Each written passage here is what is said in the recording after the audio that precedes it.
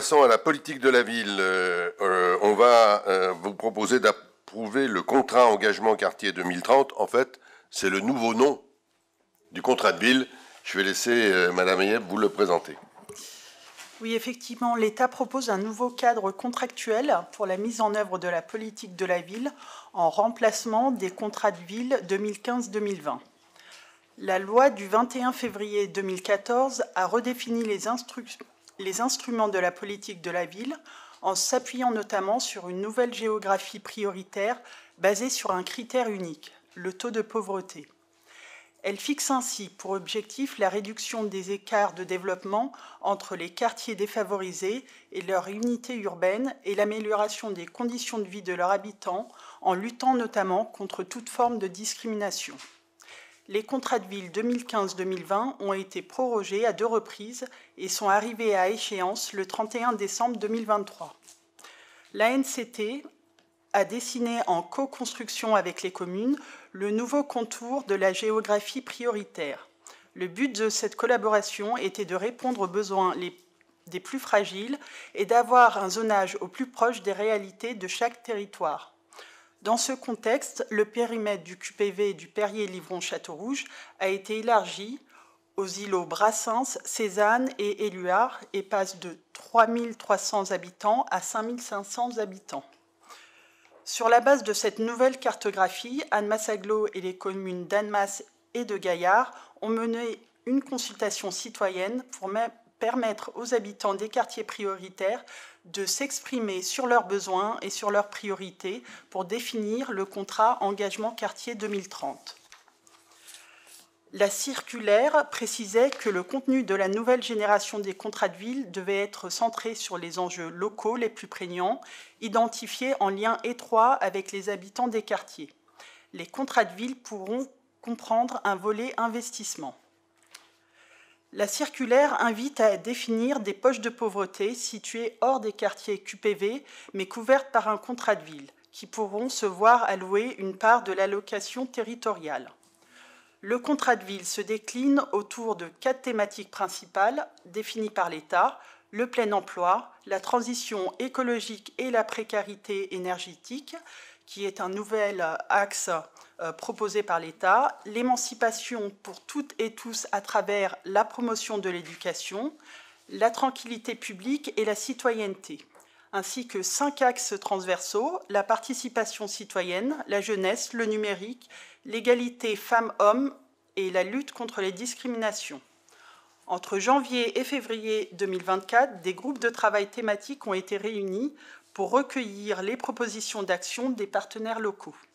Chaque axe du contrat de ville a fait l'objet d'une réunion avec les partenaires pour établir des fiches actions et établir un plan d'action pour les 6 prochaines années. La ville s'est également appuyée sur les assises de quartier qui se sont déroulées du 13 novembre au 13 décembre 2023. Les nombreuses contributions ont permis de mettre en lumière des sujets importants pour les habitants du quartier Perrier-Livron-Château-Rouge, tels que la parentalité, l'animation sociale et l'accès aux droits. Ils ont été intégrés aux réflexions menées dans le cadre de l'élaboration du nouveau contrat de ville. L'ambition portée pour le nouveau contrat de ville est de faire vivre collectivement un projet de développement social urbain à l'échelle de l'agglomération annemassienne, à travers un processus d'élaboration et d'évaluation des projets avec les acteurs de la société civile. Dans ce contexte, une attention particulière est portée aux territoires hors géographie prioritaire, mais qui présentent les mêmes fragilités. C'est le cas pour le quartier Près des Plans à Villagrand, au quartier de Romagny à Annemasse ou encore du quartier Feu-Follet à Gaillard. Une évaluation du contrat de ville est prévue à mi-parcours en 2027. Cette démarche d'évaluation s'appuiera sur les indicateurs prévus dans les fiches actions et pourra associer les habitants et les partenaires. Le contrat de ville sera conclu à minima avec l'État, Annemasse-Agglo et les 3 communes du territoire annemassien, donc Annemasse, Gaillard et Villagrand. Il fera l'objet d'un suivi régulier et d'une évaluation des actions au sein d'instances de pilotage. Considérant que le nouveau contrat de ville a pour objectif de répondre aux besoins des habitants des quartiers prioritaires de la politique de la ville, il est proposé au conseil municipal d'approuver le contrat de ville de l'agglomération annemassienne 2024-2030 et ses annexes, d'autoriser monsieur le maire ou son représenté à signer le dit contrat intitulé « Contrat engagement quartier 2030 de l'agglomération annemassienne » et plus généralement tout document relatif à sa mise en œuvre. Voilà. Merci. Est-ce que vous avez des remarques ou des questions? C'est un dossier qui est lourd, mais qui est très important. Je voudrais d'abord insister sur deux choses qui ont été déjà dites. La première, c'est que, en effet, la géographie du contrat de ville a été revue à la demande de l'État. C'est l'État qui fixe les critères et puis qui applique ces critères, hein, bien évidemment. Et donc là, on a pu l'élargir et c'est une bonne chose, puisqu'on trouvait des éléments bizarres de couper certains quartiers du Perrier en deux. Certains y avaient droit et d'autres pas. C'était quand même assez incompréhensible. Donc c'est une bonne chose, y compris parce que on travaille, puisque c'est un contrat de ville porté par l'agglo, on travaille avec Gaillard et Ville-Lagrand, hein, Gaillard qui a une zone prioritaire, mais qui a aussi des quartiers qui sont rajoutés, comme les Feux-Follets. Et c'est intéressant de pouvoir travailler aussi sur Romagny pour nous.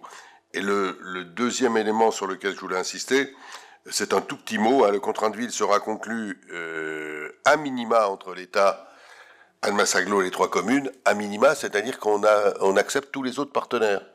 Et j'espère bien que ce contrat de ville sera signé, notamment par le département, j'en doute pas. D'ailleurs, c'est une demande, mais que non seulement il sera signé, mais il sera acteur. Et je crois que ce sera quelque chose d'important. On peut, y compris, trouver les bailleurs sociaux qui peuvent signer ce contrat de ville. Et c'est bien un travail commun qui sera mené par tous ceux qui sont sur le terrain. Voilà les deux petits compléments que je voulais ajouter. Monsieur Gaconnet. Oui, non, je suis assez bref. C'est vrai que c'est un contrat, donc c'est quelque chose qui doit acter pour les prochaines années les actions menées par la ville. Après, on peut trouver une certaine lecture croisée avec ce qui a été pensé avec les assises du quartier également, notamment pas que ce soit il y a des bourses, des crédits alloués pour voilà, donc il y a des choses quand même qui viennent se croiser avec ce qui a été décidé aux assises du quartier. Bon, voilà, c'est comme tout, c'est un contrat, il faut le respecter. Après, moi, je suis toujours un petit peu, on est souvent dans voilà, on écrit, c'est bien, on a des projets.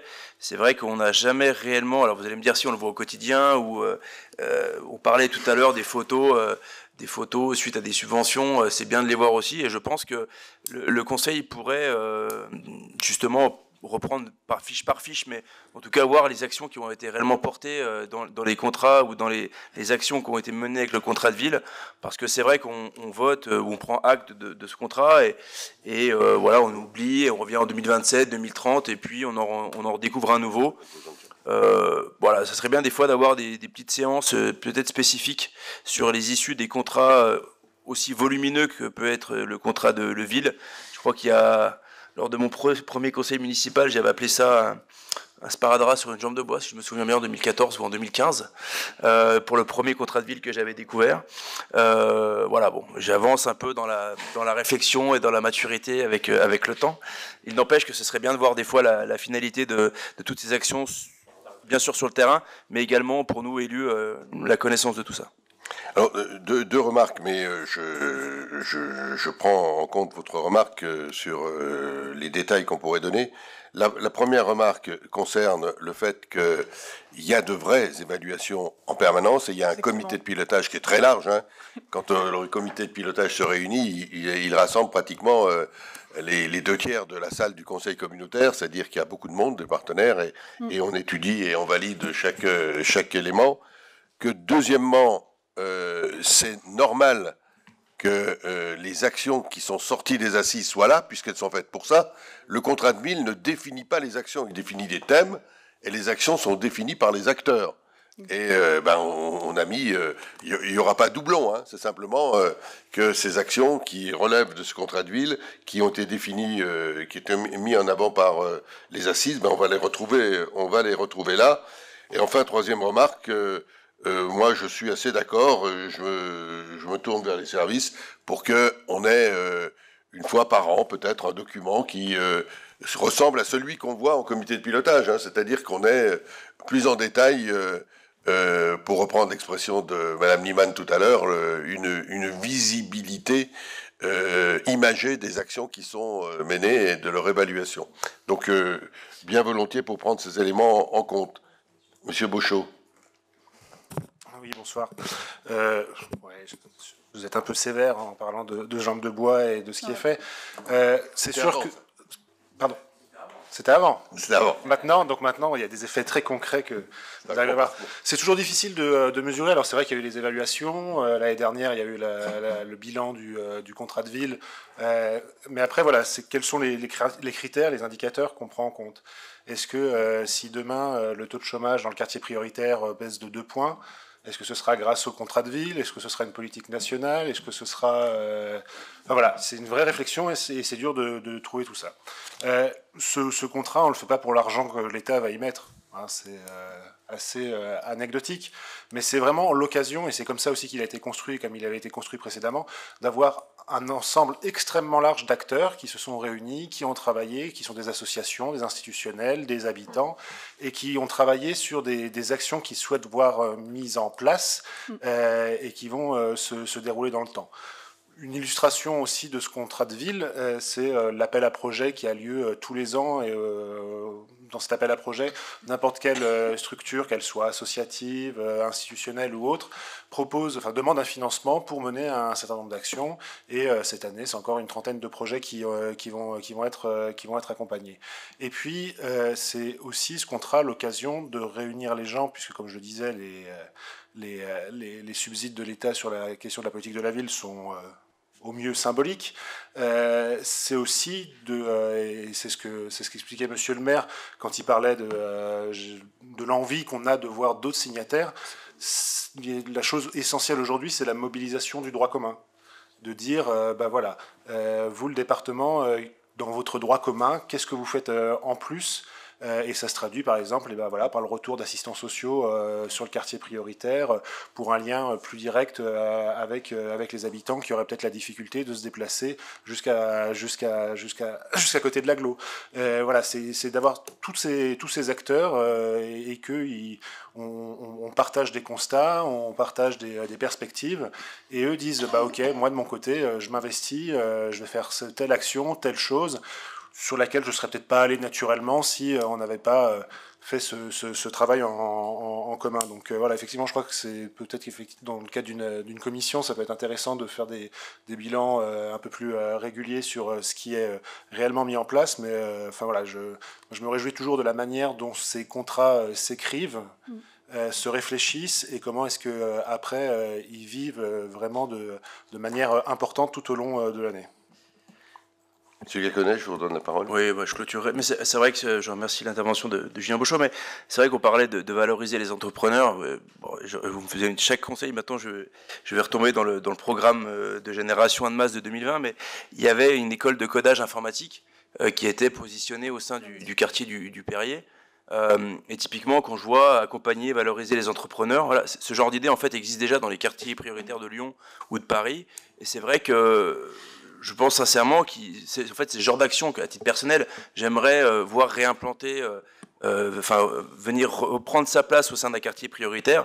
Une école de codage, c'est quelques ordinateurs et des tables et des chaises, et qui peuvent se mettre n'importe où dans une ville, et très bien dans des quartiers prioritaires. Et je pense que c'est le genre de métier qui peut tirer les jeunes vers le haut sur des métiers d'avenir.